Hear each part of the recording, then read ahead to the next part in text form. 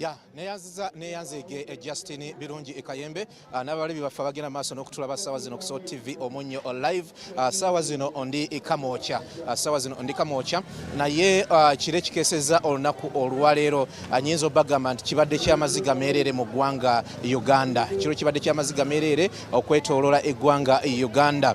Ssaawa zino ndi maka gw'omugenzi kansala James Kakooza naye nga sinaba ku abatambuzaako ku kikangabwa ekyagudde eno abagenda maaso n'okutulaba ku Soul TV mawulire gaffe ag'essaawa zino njagala obategeeza nti obudde bwe bwabadde bukyazaadde essaawa awo nga 10 ez'ekiro mu kitundu kiri ekyendeeba wabaddeyo ekikangabwa omwami n'omukyala omwami ge yategerekeseeko erya Musa ne mukyala we Nabunnya mu bitundu ebyendeeba omuliro gwakutte akayumba kaabwe mwe babadde bali era bagenze maaso n'okusirikira mu muliro. Ekikangabwa ekirala eky'entiisa kigudde ku luguudo olw'e Masaka.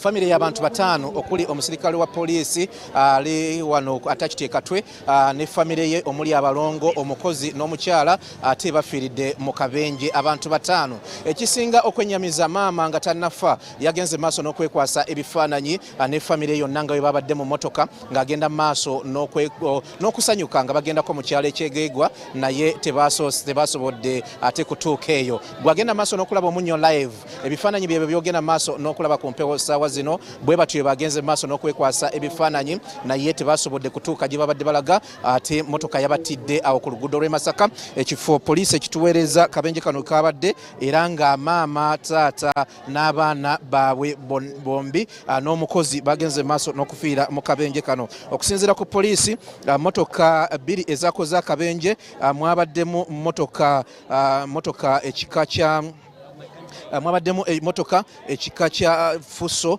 ne motoka eya Buyonjo era nga abafudde ye namba 65577 PC Bwesigye Cleopatius nga onabadde mu intelligence department ekatwe ne family ye omwabadde Anyangoma Solomon ow'emyaka 3 nga mulimu Nyakato Celestine ow'emyaka 3 ababadde balongo nga kuliko Chiza Darlington wa mwaka gumu wamu ne Kemigisha Maria Goleti ono omukyala ate agattako omwami Twesigye Cleopatius ow'emyaka 3 abo bafiridde mu kabenje ako akabadde ku luguudo olw'e Masaka era naye basoose kwekwasa bifaananyi. Motoka 2 eya Buyonjo neyabaddeko amatooke nga muziraba zagenze maaso n'okukola akabenje abo 5 ne bafa mu ndeeba 2 omuliro gwabookeza ne bukya. Ekyo kiro kimu ekikeesezza olunaku olwaleero aba Masaka ku kabenje babadde basaawa nga 10 kitundu ate ab'omu ndeeba babadde ssaawa nga 10 ez'ekiro. Kaakati obudde bwabadde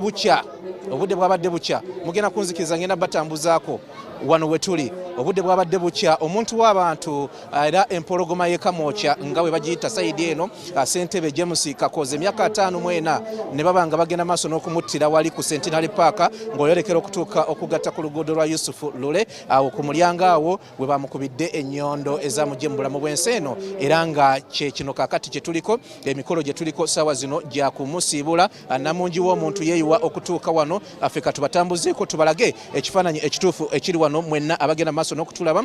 Tukitegeddeko nti omubiri gwe gwaleeteddwa dda wano wetuli era emikolo egy'okumusiibula gigenda mu maaso nga bw'olaba nkugambye nti abantu beeyeewa mu bungi obutali butono okujja okusiibula ssentebe waabwe wano e Kamwokya kaakati wetuli James Kakooza aludde mu byobufuzi abadde ssentebe wa kitundu abadde yakulira ebyokwerinda ate n'ekirala abadde kansala ku LC3 abagenze maaso n'okumutta. Kaakati ekiriwo nga kyekino gwe ali ku Munnyo live kyogenda maaso n'okulaba abantu bano boolaba bagenda maaso n'okuba eriiso evanyuma ku mubiri wa ssentebe bagala ennyo alwanye n'ababbi naye nga ekiseera kino kyandiba nti bamuyinze obuzito era ebiriwo bino katubatambuzeeko tubalage nga bwe kiri.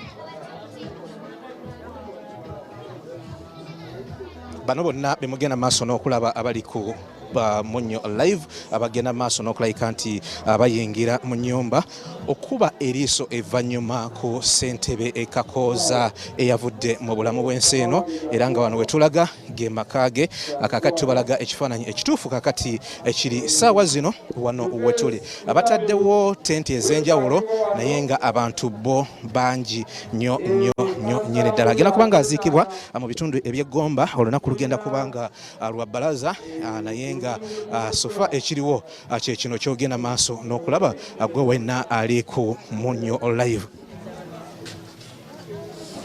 Embeera yeeno nga nkutegeezezza nti kakati abantu bagenda maaso n'okuba eriiso evvannyuma ku chairman eyavudde mu bulamu bw'ensi eno, era nga kakati eyo ye asanduuku omuli omubiri gwe, era abantu bagenda maaso n'okumutunulako. Abantu babadde akulembera bakulemberedde ebbanga, kyekifaananyi ekituufu ekiri wano ku gwe agenda maaso n'okulaba amawulire gaffe ag'essaawa zino. Bantu bamwogerako birungi byereere, naye ng'okusingira ddala ekyokulwanyisa obumenyi bw'amateeka mu kitundu buli muntu kyayogerako, era buli muntu kyamutendereza okuzza emirembe mu Kamwokya n'ebyekuusa ku ebyo buli muntu byagenda maaso n'okutendereza ku ssentebe Kakooza. Ebisingako wano abalabi baffe ku Soul TV tujja kubanga tubibaleetera mwe mubeere bubeezi ku Soul TV. Mu mawulire gaffe gonna nga bwe ganajja mu puroguramu zaffe ezinaaba ziddirira tujja kubanga tubaleetera ebikira ku bino, naye kakati mu